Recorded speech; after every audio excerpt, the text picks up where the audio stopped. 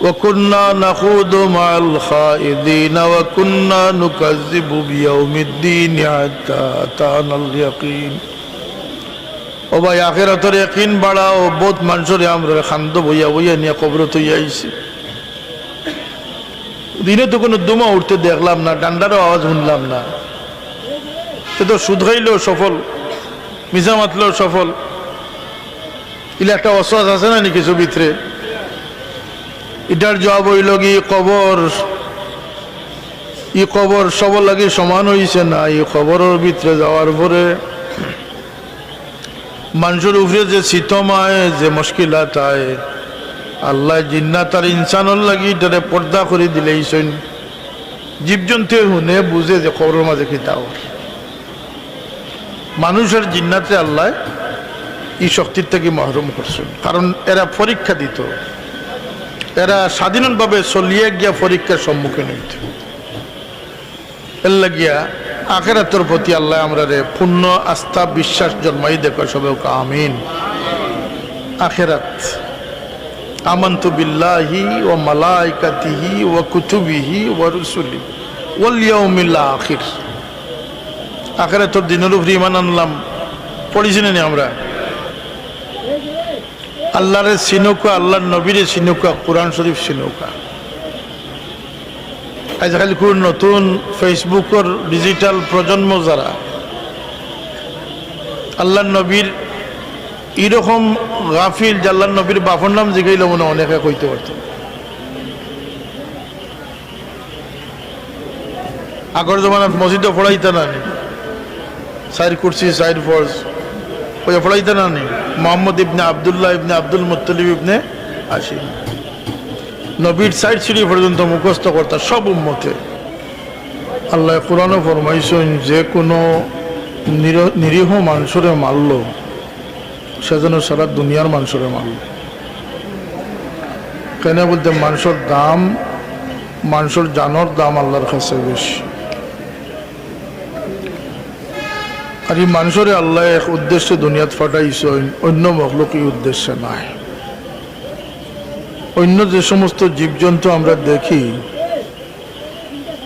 এগুলারও মৌত আছে না নিসাব আমরারও মৌত আছে এগুলারও মৌত আছে নাকি তা আল্লাহ জানাই দিয়েছেন কুল্লু নাফসিন যায়কাতুল মউত এমনকি কিয়ামতের সময় আল্লাহ ফিরিস্তাগুলোর মৌত দিবা প্রথম আসমান দ্বিতীয় আসমান এইভাবে সপ্তম আসমানের ফিরিস্তাগুলোর মৌত হইব আল্লাহ আজরাইল সালামরে জিজ্ঞাইবা যে আজরাইল আর খে বাকি বলতে আল্লাহ জিব্রাইল মিকাইল ইসরাফিল আর আমি আপনার হুকুম পালনকারী আর আরশোর ফিরিস্তা হল বাকি রয়েছেন বাকি সবর মৌত হয়ে গেছে এক এক করে আল্লাহ একবার সবরে শেষ করিলাম শেষে আল্লাহ আজরাইল সালাম রাখবে মৌত তুমিও মরি যাও সুবহান আল্লাহ আল্লাহ ব্যতীত সব কিছু ক্ষয়শীল সব কিছু ধ্বংসশীল সব কিছুর মৌত আছে যদিও আমরারও মৌত আছে জীবজন্তুরও মৌত আছে তারার মৌত পরে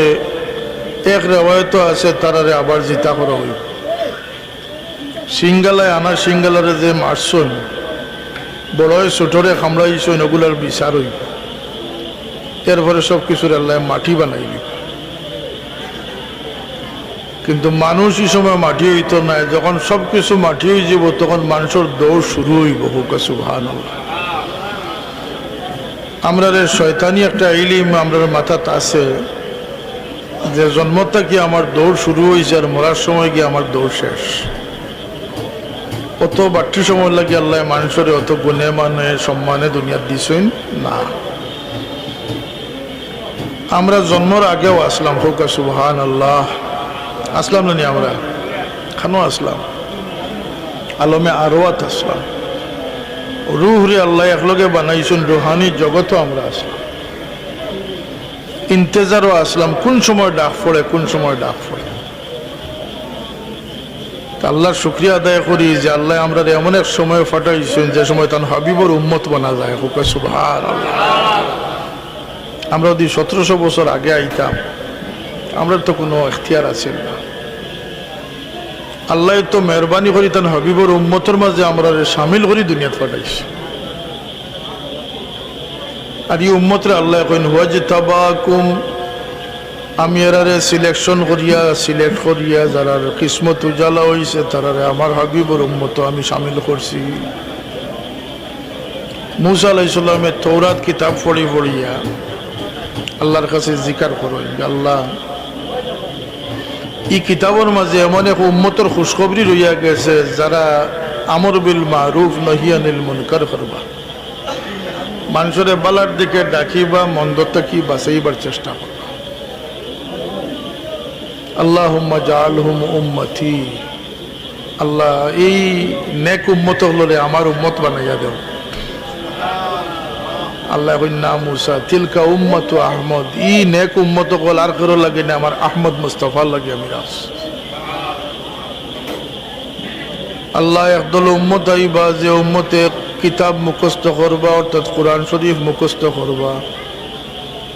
আসমানি শতাধিক কিতাবই জমিন আইছে, সব রমজান আইছে, হুকা সুবহানাল্লাহ। আসমান থাকি আল্লাহ যে কিতাব পাঠাইছেন শতাধিক কিতাব নাজিল করছে, আর প্রত্যেকটা কিতাব রমজানুল মুবারক আল্লাহ নাজিল করছে। এই মাস হইল গিয়ে আসমানি ওহি নাজিলর মাস।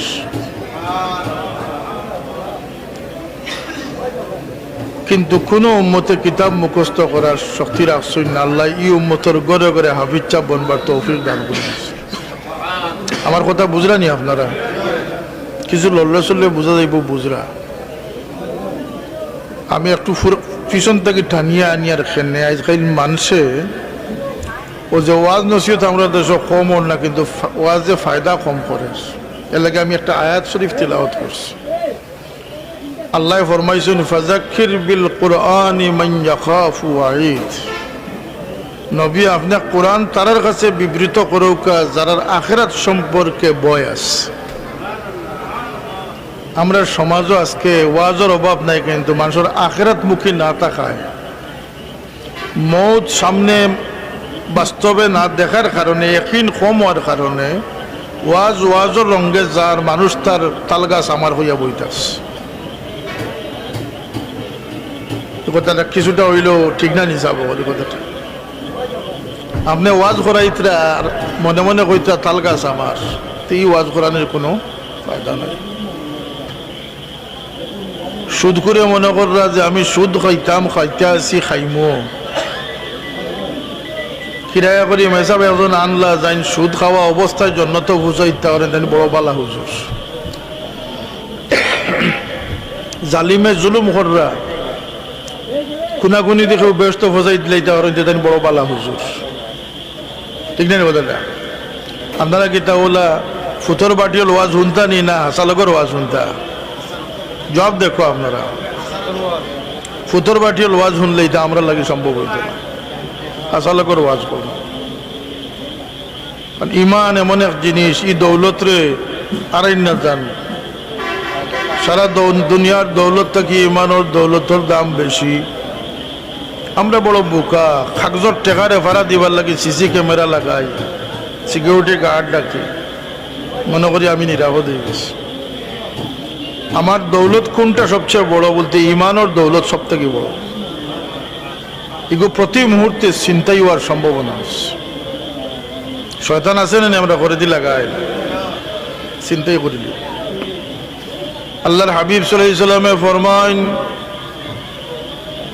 যদি সারা দুনিয়ার দৌলত রে এক পাল্লা তুটাইয়া রাখো আর ছোট্ট এক টুকরা কাগজের মাঝে কলমা রেলে লা ইলাহা ইল্লাল্লাহু মুহাম্মাদুর রাসূলুল্লাহ, ইমানের ওজন রাসূলুল্লাহ কইতরা না, কইতরা কলমার ওজন।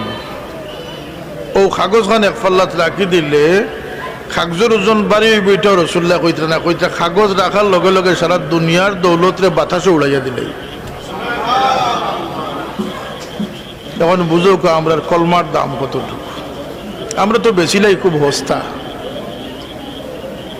ফুতর বাটিলে চলবার লাগি হস্তা বেশিলাই, মিশা সাক্ষী দিলাই, হারাম লইলাই। ওয়ালা তাশতারু বিআয়াতিহি সামানান কালিলা, আল্লাহ কইন্ডে অত হস্তা তোমরা বেশিও না আমার আয়াত। আমার নিয়ামত, আমার আয়াত, আমার নিসবতের দাম আছে। ই ইমান দে হেফাজত করতে গিয়া কত মানুষের গর্দন কোরবান হইছে, কত রক্ত জড়িয়েছে এই জমিন। সেনে বলতে এই দৌলত সব থেকে বড় দৌলত।